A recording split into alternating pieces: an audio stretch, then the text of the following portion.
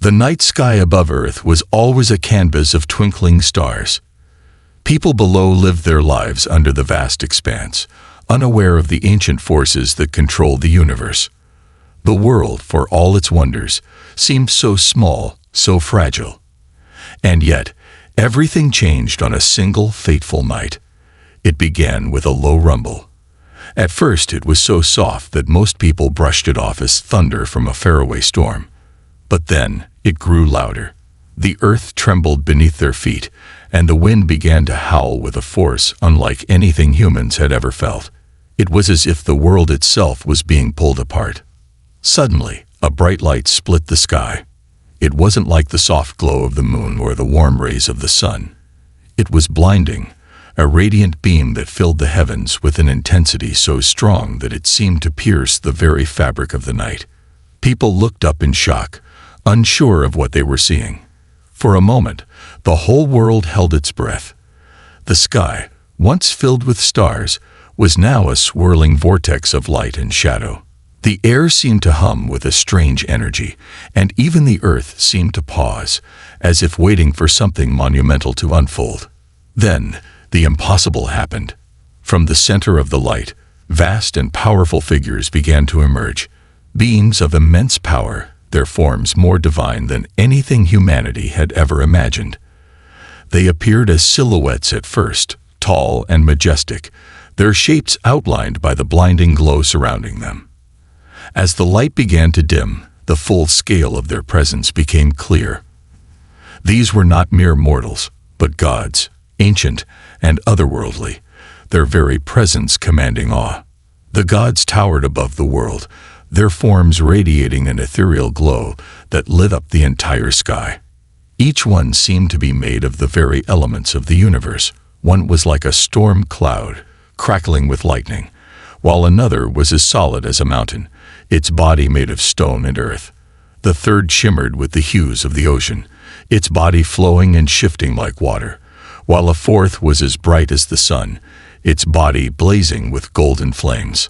As the gods descended, their faces remained obscured by the light, their eyes hidden behind veils of energy.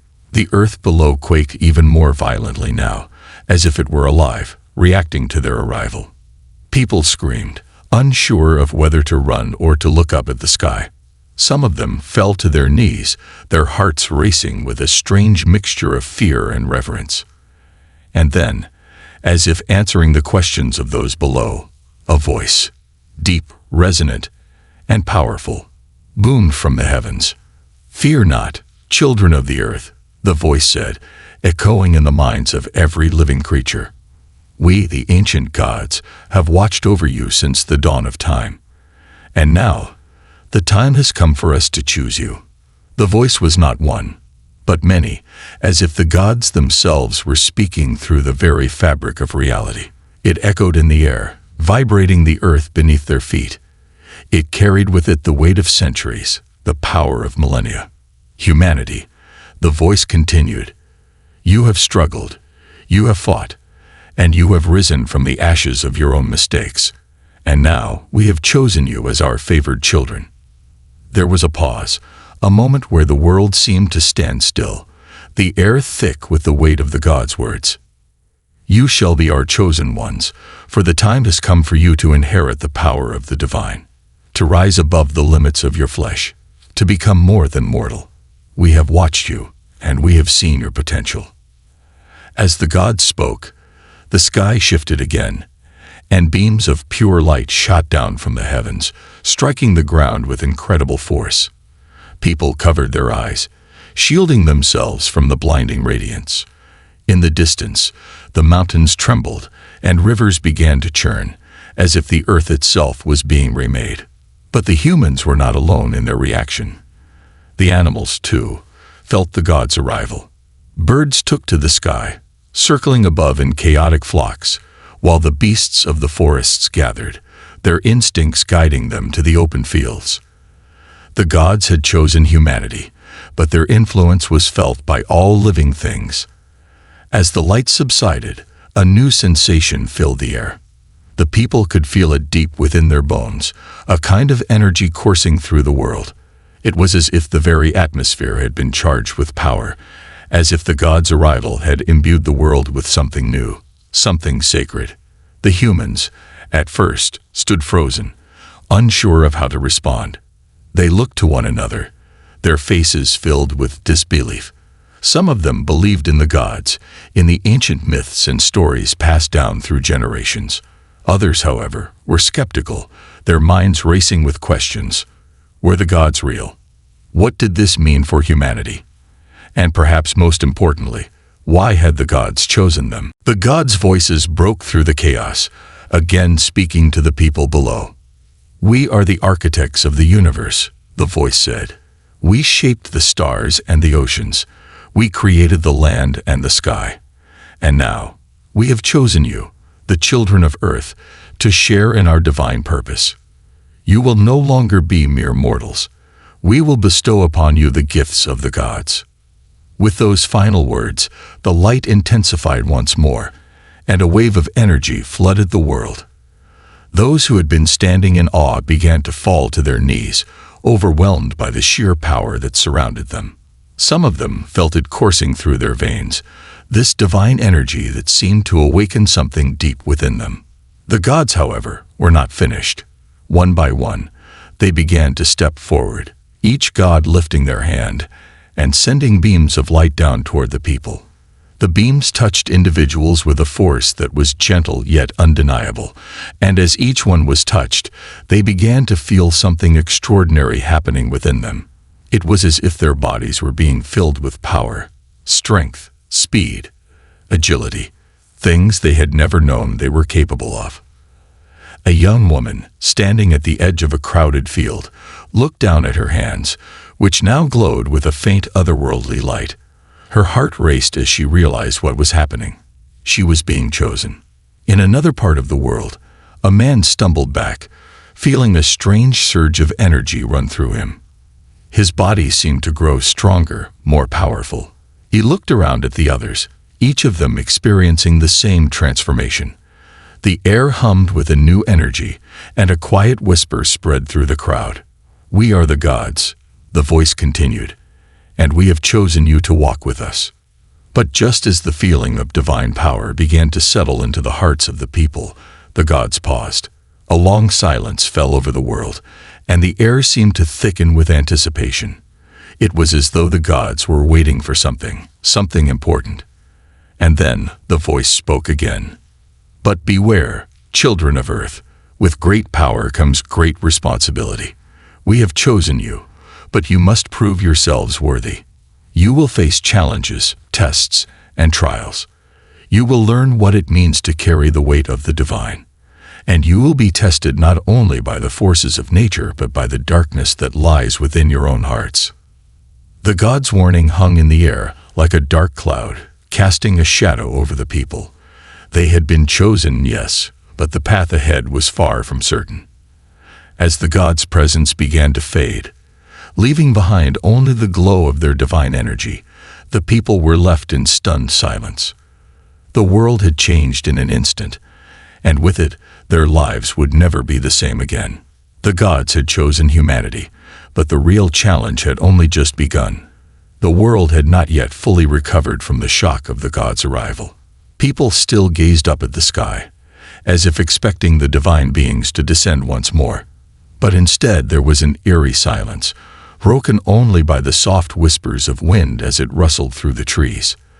The gods had come, and now they had left, leaving humanity with the weight of their favor and the uncertainty of what would come next. But as the days passed, something remarkable began to happen. The energy that had flooded the earth when the gods arrived was still alive in the air, still coursing through the land like a vibrant pulse. And it was not just in the air, it was in the people themselves. As they walked through the streets, a strange sensation began to fill their bodies. They felt stronger, faster, more aware of the world around them. It was as if they were no longer the same beings they had been before the gods' appearance. For some, the change was subtle. A woman could feel a sudden surge of energy in her muscles as she carried a heavy basket.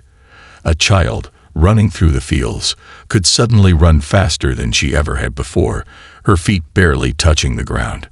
But for others, the transformation was far more dramatic. In a quiet village, a young man named Elias had been working in the fields when the light first came.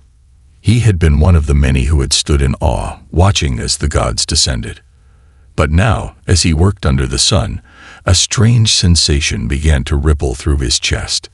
He stopped, his hand resting on his plow, and closed his eyes.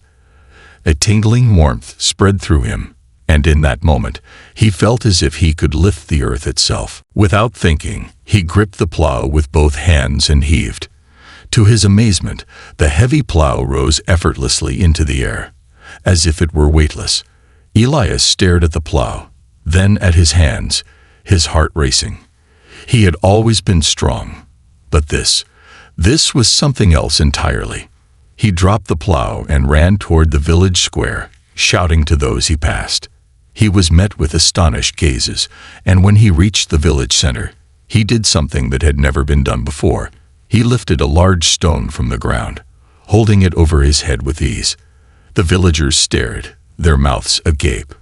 The gods had truly chosen them, and now it was clear they had given him strength beyond anything a human had ever known.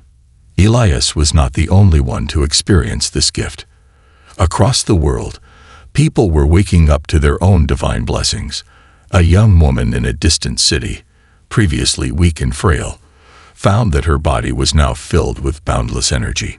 She could leap from rooftop to rooftop with ease, her feet barely touching the ground. A teacher, long burdened with the weight of his responsibilities, suddenly discovered that he could speak dozens of languages fluently, as if the knowledge had been imprinted into his mind. But the blessings were not always physical. In another part of the world, a healer named Zora had always been known for her gentle touch. But after the gods' visit, she realized that her abilities had evolved. With a simple touch, she could heal wounds and ailments instantly. A cut on a child's arm closed up as if it had never been there. An elderly man's arthritis melted away, his joints becoming flexible again. Zara's hands pulsed with divine energy, and she felt a deep sense of purpose. The blessings were not limited to individuals. In the great cities, entire communities were changing. People felt more connected to one another, more compassionate. Arguments that once seemed endless were resolved with ease.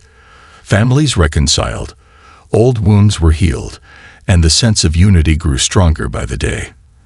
The gods' favor was not just a personal gift, it was a gift for the entire human race. But while many celebrated, others were not so sure. There were those who had always doubted the existence of gods, and now that they had appeared, their skepticism had only grown. They questioned why the gods had chosen humanity. What was their true purpose? Why had they given such immense power to mere mortals? Was there a hidden agenda? In a remote mountain village, a man named Darius voiced the doubts that many were feeling. He was a scholar, trained in the ancient texts that spoke of the gods. For years, he had studied the myths and legends, but he had never believed in them. Until now. Darius stood in the center of the village, addressing the crowd that had gathered around him. "These blessings," he said, his voice filled with skepticism, "are they truly a gift, or are they a test? A test to see if we are worthy of the gods' favor? What if we are being manipulated? What if the gods have chosen us not to help us, but to use us for some unknown purpose?" The villagers murmured, their faces filled with uncertainty. Darius's words resonated with them, for many had been feeling the same way. They had received the gods' gifts, but they had not been told why. They had been blessed with powers beyond measure, but the true reason behind the gods' actions was still unclear. As Darius spoke, he could see the doubt creeping into the faces of the people. He could feel the unease that had taken root in their hearts. But before he could say more, a voice broke through the crowd. A voice that was not Darius's, but a voice from above. "We hear your doubts, child of the earth." The voice boomed, resonating in Darius's chest like thunder. It was the same voice that had spoken to humanity when the gods first arrived. "And we understand your fear. But know this, The gift we have given you is not one of manipulation. It is a blessing, a chance to rise above your limitations, to become more than you have ever dreamed. You, the children of Earth, have been chosen not because you are perfect, but because you have the potential to be great." The voice fell silent, but the message lingered in the air. Darius stood still, his thoughts racing. The gods had not abandoned them. They had given humanity the tools to reach their fullest potential. And yet, what would humanity do with these gifts? Would they use them to create a better world, or would they fall into greed and corruption? In the days that followed, as more and more people experienced their divine blessings, the world began to change. Cities grew stronger, thriving with the newfound energy of their people. Innovations that had once seemed impossible were now within reach. Diseases that had plagued humanity for centuries began to be cured. Nations, once divided by war, found a new sense of unity. But with these blessings came challenges. The divine gifts were not without their consequences. Some individuals began to use their newfound powers for personal gain, seeking to control others with their abilities. A man who had been granted strength began to bully those weaker than him. A woman who could heal others found that her abilities gave her power over life and death, and she used it to manipulate those around her. The gods had given humanity a gift, but they had also given them the responsibility of using it wisely. And as the world began to change, it became clear that not all were ready for the divine power that had been bestowed upon them. Elias, who had been one of the first to experience the strength granted by the gods, walked through the village, his heart heavy with the weight of his new abilities. He had never asked for such power, but now that he had it, he couldn't deny the responsibility that came with it. He had been chosen, but what would he do with his power? Would he use it for good, or would he fall into temptation, like so many others? As he walked, he passed by a group of people, some of them smiling, others staring at him in awe. They had seen him lift the stone earlier, and now they watched him with admiration. Some even whispered that he could change the world, that he could lead humanity into a new age of prosperity. Elias didn't know what to think. He had been given a gift, but it was a gift that carried with it the weight of an entire world. As the sun began to set, Elias stood on the edge of the village, looking out at the horizon. The world had changed, but was it for the better? The gods had given humanity their blessing, but now it was up to humanity to decide how to use it. The first blessing had been given, but the real test was yet to come. The days following the arrival of the gods and the granting of their divine blessings were filled with wonder and hope. People all over the world were awakening to their newfound powers, feeling the pulse of the gods coursing through their veins. The divine gifts had given humanity an opportunity to rise above their limitations and shape their destiny. It was a time of unity, a time when the world seemed poised on the edge of greatness. But as the days wore on, the very gifts that had promised to elevate humanity began to sow division. It began with whispers. Small rumors of abuses of power spread like wildfire, reaching the ears of leaders and common folk alike. At first, it seemed like a few isolated incidents, an individual using their strength to intimidate others, a healer who had begun to demand payment for their abilities. But soon, these stories grew louder. The gifts of the gods, once seen as a blessing, were now being used for personal gain, for control. In the city of Solara, once a symbol of hope and progress, tensions began to rise. A group of individuals, each blessed with extraordinary abilities, had started to form a powerful faction. They were the strongest, the most gifted, and they began to demand that others follow their lead. These chosen ones, as they called themselves, believed that their divine powers made them superior to the rest of humanity. They saw themselves as the natural rulers of the world, and they sought to impose their vision on everyone else.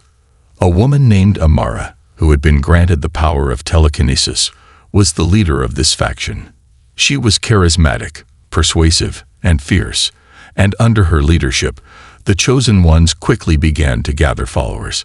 With her powers, Amara could lift entire buildings, bend the very earth beneath her feet, Her strength was unmatched, and she used it to intimidate anyone who dared to challenge her authority.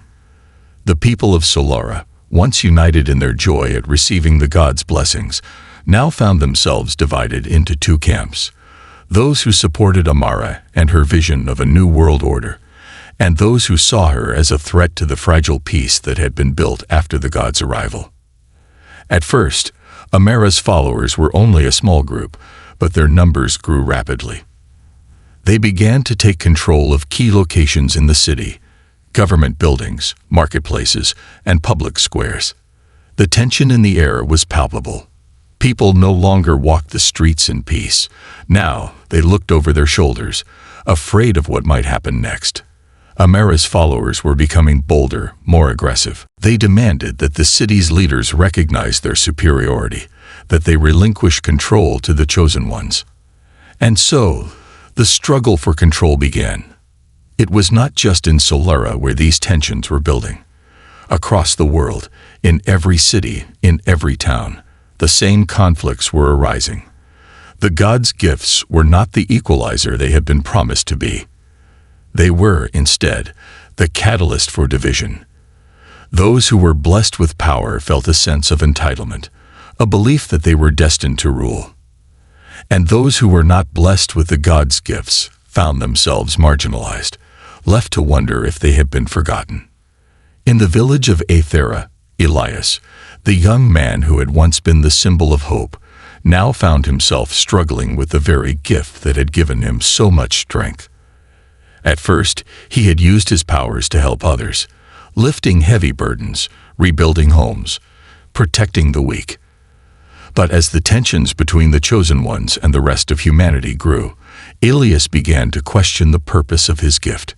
Was he meant to lead? Was he meant to fight for control? Or was his power meant to heal, to unite? Elias had always believed in the goodness of humanity. He had hoped that the divine gifts would bring people together, that they would rise to the challenge and create a better world. But now, as the power struggles intensified, he began to realize that not everyone shared his vision. One day, Elias stood on a hill overlooking the village of Aethera, the weight of his new abilities pressing down on him. The sun was setting, casting a golden glow over the land, but the beauty of the scene did little to ease the turmoil in his heart. He had witnessed firsthand the way the divine gifts had begun to corrupt those who had received them. He had seen people use their powers to control, to dominate, to demand worship from others. The gifts of the gods, which had been meant to elevate humanity, were now being used to tear it apart. He had heard the stories from Solara, from other cities, about how the chosen ones were using their powers to force their will upon the people. And now he was hearing whispers that they were planning to do the same in Aethera. They were growing stronger, more organized, and Elias could feel the pressure building. As he stood there, lost in thought, a voice called out from behind him, "Elias." He turned to see Zara, the healer who had been given the power to mend wounds with a single touch. Her face was tense, her expression serious. "There are rumors," she said softly, "about Amara, about the chosen ones. They're not just taking control of cities anymore. They're coming for the villages too." Elias nodded. He had feared this. The world was slipping into chaos, and he wasn't sure where he stood anymore. He had been chosen by the gods, just like Amara, but his powers were different. He didn't want to rule. He didn't want to control. But could he stand by and do nothing while others did? "I can't let this happen," Elias said, his voice firm. Zora placed a hand on his shoulder. "We can't do this alone. We need others to join us, those who believe in peace, in unity. We can't let the chosen ones destroy what the gods intended." Elias looked out at the horizon, his heart heavy with the weight of the decision he was about to make. He had always believed in the potential of humanity, in the goodness that lay within people. But now, it seemed that potential was being twisted by power and greed. The gods had given them the ability to rise, to become more than what they had been, but they had not given them the wisdom to use that power wisely. "We need to fight for control," Elias said, a new resolve hardening in his heart. but not for power. We need to fight to protect those who can't protect themselves. We need to show the world that the gods' blessings were meant to heal, not to destroy. And so, the struggle began. The next few days were filled with chaos. Elias and Zara traveled from village to village, gathering those who believed in the gods' true purpose, to unite humanity, not divide it. But their message was met with resistance. The chosen ones, led by Amara, had grown powerful, and they were not willing to relinquish their control without a fight. Elias knew that the battle for control was not just a battle of strength. It was a battle for the soul of humanity. Would they use the divine gifts to build a better world, or would they fall into the trap of greed and power? The gods had chosen humanity for a reason, but it was up to humanity to decide what kind of future they wanted. As the first skirmishes broke out between the chosen ones and those who stood against them, the world held its breath. It was a war not just for power, but for the heart of humanity itself. And in the midst of the chaos, Elias knew that the gods were watching, waiting to see what humanity would do with the gifts they had been given. Would they rise to the challenge, or would they succumb to the darkness within? The air was thick with tension, and the world seemed to be on the brink of collapse. The battle lines had been drawn. The forces of Amara and the chosen ones stood against those who believed in unity and peace, like Elias and Zara. The gods had given humanity their divine gifts, but now the people were fighting over how to use them. Some sought to control, to dominate, while others believed the gifts were meant to unite and heal. The world had become a battlefield, a place where the true nature of humanity was being tested. But in the midst of this chaos, there was something else, a feeling that no one could quite describe. It was as if the gods themselves were watching, waiting, and preparing for the final moment when everything would be revealed. Elias stood at the edge of the battlefield, his heart heavy with the weight of the responsibility he had taken on. The gods had given him strength, but it was not the kind of strength that came from power. It was the strength to resist, to stand firm in the face of darkness. And now, as the final battle loomed ahead, Elias knew that this was the moment when humanity would be forced to choose. He turned to Zara, who had been by his side throughout the journey. Her healing powers had saved countless lives, and her wisdom had kept him grounded in times of doubt. Together, they had fought for peace, but they knew that this battle would determine the future of humanity. "I don't know if we can win this," Elias said quietly, his voice tinged with uncertainty. "We don't need to win," Zora replied, her voice calm but filled with conviction. "We just need to show them that the gods didn't choose us for power. They chose us because they believed in our potential to be better, to be kinder, to build a world where all of us are equal." Elias nodded, but doubt still lingered in his heart. The chosen ones, led by Amara, had grown powerful, and they had the strength to crush any opposition. They were the ones who had embraced their divine gifts and used them to dominate others. How could he and his followers possibly stand against them? Just then, a voice echoed through the air, louder and more powerful than anything they had ever heard before. It was the voice of the gods, the same voice that had spoken to humanity when they had first descended from the heavens. "Children of Earth," the voice boomed, resonating in their hearts. "It is time for the final revelation." The ground beneath their feet trembled, and the sky above seemed to crack open, revealing the immense power of the gods. The gods had not left. They had been watching all along, waiting for the moment when humanity would face its greatest challenge. The voice continued, "You have been given great gifts, but these gifts were not meant for domination. They were meant for unity, for love, for compassion. We chose you, not because you are perfect, but because you have the potential to be something greater. You have the power to heal, to build, to uplift. But you must decide how to use that power. Will you use it to tear each other down, or will you use it to lift each other up?" The words struck a chord deep within Elias's soul. He realized then that the gods had not abandoned them, nor had they given their gifts out of favor for one person over another. They had given humanity these gifts because they believed in the potential of the human heart. It was not about power, it was about choice. The true test was not whether humanity had the strength to dominate, but whether they had the wisdom to choose a path of peace. As the voice of the gods faded, the clouds parted, and a brilliant light poured down from the heavens. The light enveloped Elias, Zara, and the other leaders who had stood against the chosen ones. For a moment, the battlefield was silent, as if the world itself was holding its breath. And then, the gods revealed their final gift. Elias felt it first, a warmth spreading through his chest, filling him with a sense of peace and clarity. It was not a physical power, but a deeper power, a power that came from within. It was the power to see beyond the surface, to understand the hearts of others. It was the power of empathy, of compassion. He understood, in that moment, that the true strength of humanity did not lie in their ability to control or conquer. It lay in their ability to connect with one another, to feel each other's pain and joy, and to work together for the common good. Zara felt it too. The light filled her with a profound sense of purpose. She could feel the lives she had touched, the healing she had brought, and she knew that the true power of her gift was not in her ability to heal physical wounds, but in her ability to heal the hearts of others. It was the power of love, the power to uplift those who were suffering. The light spread throughout the battlefield, touching everyone, those who had fought for control and those who had fought for peace. As the light touched them, they too felt the transformation.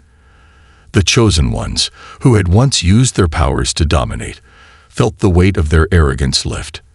They saw the faces of those they had hurt, and they felt the pain they had caused. It was as if the light had pierced through their hearts, exposing the truth of their actions.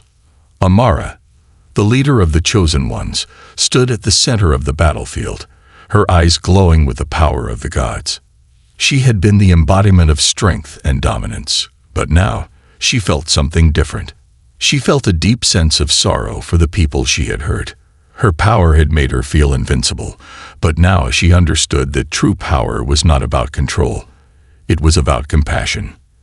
As the light of the gods enveloped her, Amara fell to her knees, overwhelmed by the weight of her realization. She had fought for control, but now she saw that the true path forward was one of humility and unity. Elias stepped forward, his heart filled with the wisdom of the gods. He extended his hand to Amara, offering her the same compassion that the gods had shown him. She hesitated at first, but then, with tears in her eyes, she reached out and took his hand. "We were chosen," Elias said softly, "not to rule, but to serve. We were chosen to heal, to build, and to lead with love." And in that moment, everything changed. The gods had given humanity the power to shape their destiny, but the final revelation was that the true power lay not in their gifts, but in their hearts. The gods had believed in humanity's potential to rise above the darkness, to choose the path of peace, and to use their powers to uplift one another. The light from the heavens faded, but the transformation remained. The chosen ones, no longer driven by the thirst for control, stood side by side with those who had once opposed them. Together, they began to rebuild the world, not through domination, but through cooperation. The gifts of the gods were no longer seen as weapons of power, but as tools for healing, for growth, and for unity. In the days that followed, the world began to heal. The cities that had been torn apart by division were rebuilt, not with force, but with understanding. The people worked together to create a new world, a world where the blessings of the gods were used to uplift every person, regardless of their strength or abilities. Elias and Zara became symbols of hope and compassion, guiding humanity into this new era. They did not seek power, for they knew that the true power lay in the hearts of the people. And as they walked together into the future, they knew that the gods had not just chosen humanity to be their children.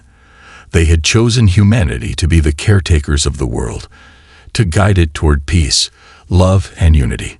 The final revelation had been clear. The gods had chosen humanity, not for their strength, but for their hearts. And in the end, it was the power of those hearts that would shape the future.